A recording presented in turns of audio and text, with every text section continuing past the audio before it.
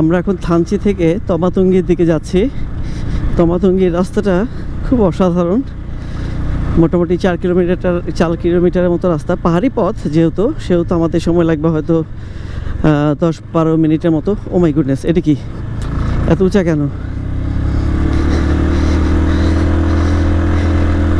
মানে এগুলো আসলে যে আমরা যে যারা ইউটিউব ভিডিও করেন তাদের চ্যানেল যে শুনি কিংবা দেখি, আসলে বিশ্বাস হয় না যে এরকম খাড়া। আসলে সামনাসামনি দেখলে বোঝা যায় যে কতটুকু উঁচু।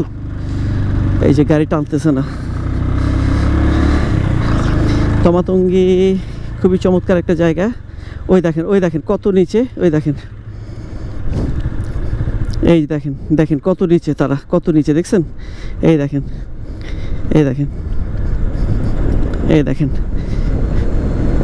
সর্বনাশ, বাইক এমনিতেই উঠে গেছে 50। ওই দেখেন আবার উঠে, আবার তারা নেমে আবার উঠতেছে।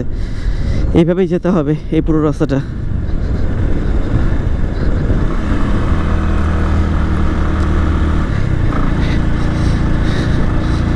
খুবই চমৎকার রাস্তা। ইচ্ছে করতেছে পুরো রাস্তাটাই ভিডিও করি। ইনশাল্লাহ পুরো রাস্তাটাই ভিডিওতে থাকবে একদম তমাতঙ্গি পর্যন্ত।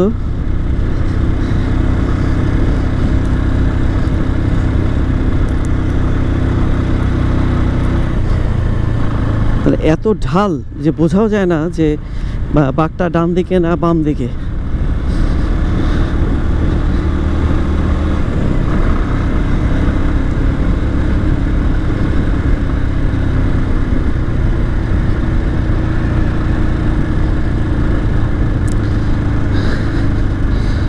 আল্লাহর কাছে অশেষ রহমত, আমরা থানচি পৌঁছে গিয়েছি।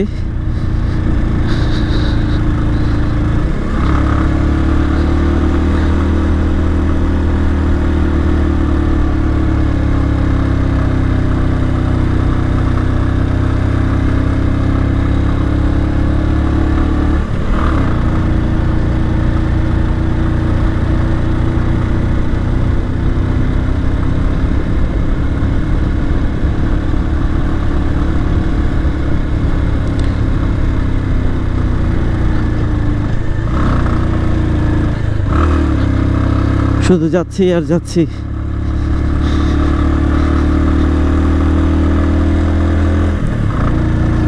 জানি না বাইকের কি অবস্থা হয়েছে ভিতরে, কারণ গতকালকে থেকে রাইড করছি।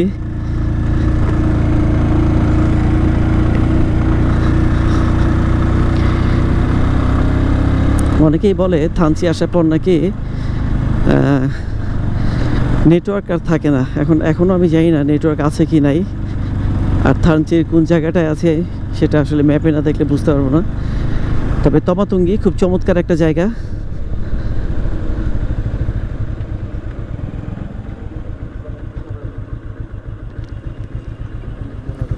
হ্যাঁ,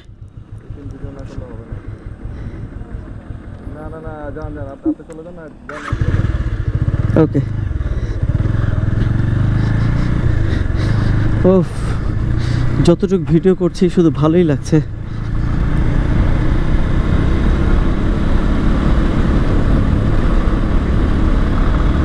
ও, সালমান ভাই মাত্র উঠে গেল, এখন আমার উঠার পালা।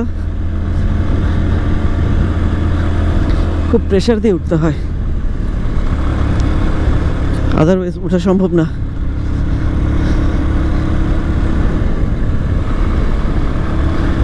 তমাতঙ্গির আরেক নাম কি পিক 69 কিনা সেটা আমি জানি না, দেখি যখন থামবো তখন তাদেরকে জিজ্ঞেস করব যে তমাতঙ্গির আরেকটার নাম কি।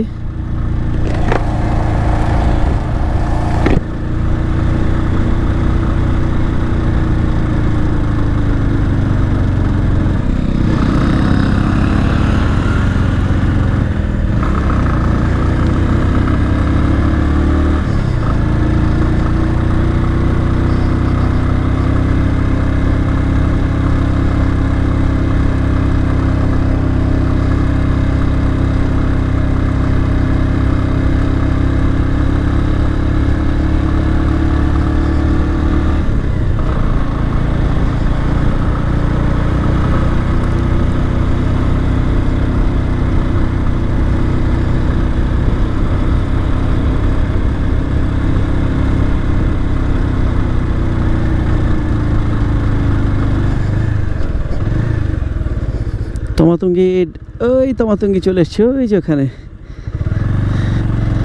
বাকিটুক ভিডিও করতে করতেই যাই।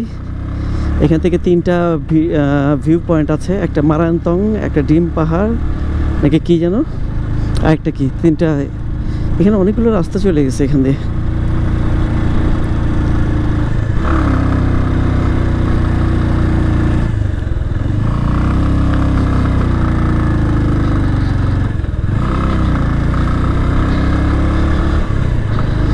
আমরা তমাতঙ্গি চলে এসেছি।